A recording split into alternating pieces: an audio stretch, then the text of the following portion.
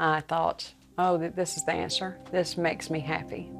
I can be happy 24/7. I thought, I'm a better mother, I'm a better wife, I'm a better friend because I'm joyful. When Jeanne Carrecker was a young mother of 2, she struggled with the daily grind of being a stay-at-home mom and began to slip into depression. She thought she found the answer to her problem when she was prescribed pain medication after she had dental work.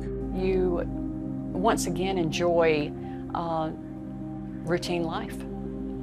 So you once again enjoy interacting. You know, if you're high, you enjoy doing the dishes. When the prescription ran out, Jeanne found it difficult to function and sought out ways to get more. I would go to the doctor and fake symptoms that needed to be treated. I would meet people and buy pills from them. Jeanne's husband became concerned about her ever-growing dependency and convinced her to seek help at a methadone clinic, which treats opiate addiction with a synthetic narcotic similar to morphine. Honestly, I just wanted to be high and pretended to get help. And methadone took me to a much larger scale of addiction. I did not know that I was trading something so small for something so large. Jeanne was instantly hooked, but there was another unintended consequence of her methadone use. After a couple of years, my husband began using also. I believe that it was to cope with the lifestyle that I had created for us. Over the next several years, their drug use escalated, and they lost custody of their 2 young daughters. Your children are wondering, you know, why does my mother do this? Does she love me? And of course, you just get high again, and you block it out. Jeanne and her husband began dealing drugs to support their habit and were eventually arrested.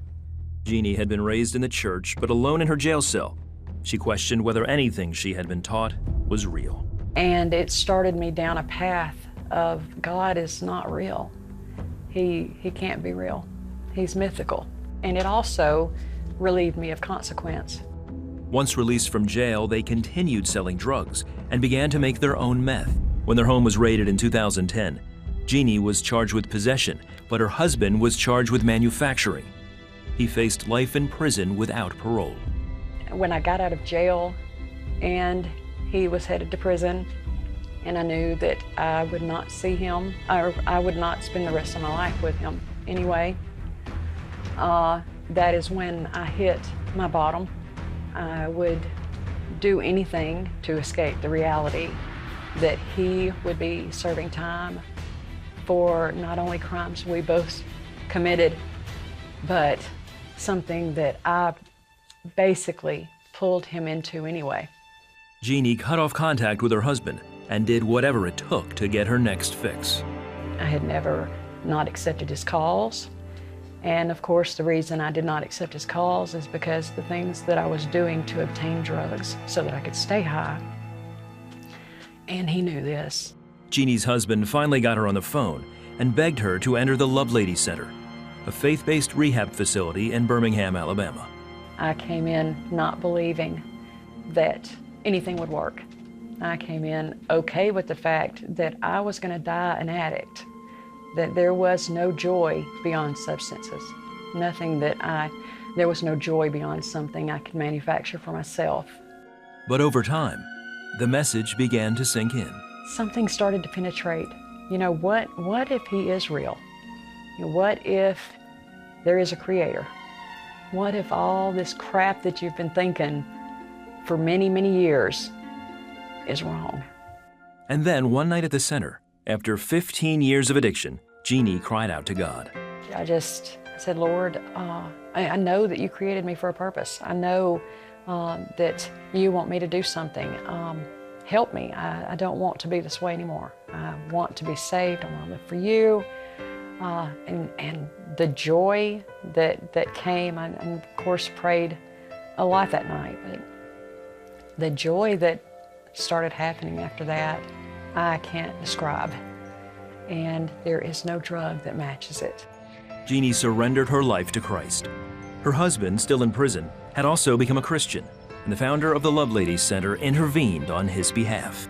Our founder, Miss Brenda, spoke with the authorities and asked them if they would please drop the last charge against him, the manufacturing charge against him, and release him into her custody and see what she could do with us together as a couple, if she could help us. The charge was dropped, and together Jeanne and her husband received counseling and prayer and freedom from their addictions. They reconciled with their daughters and became a family again. Today, Jeanne is a director at the Lovelady Center and shares the true source of her joy with others just like her. The needs that he has met in my life that no drug could meet or do for me is worthiness, acceptance, love, true love, purpose.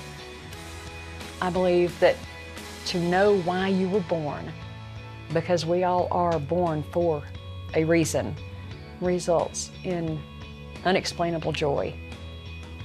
I believe that is part of my purpose, is to tell other people that, hey, look what he's done in my life. If he does it in one, he will do it in another life.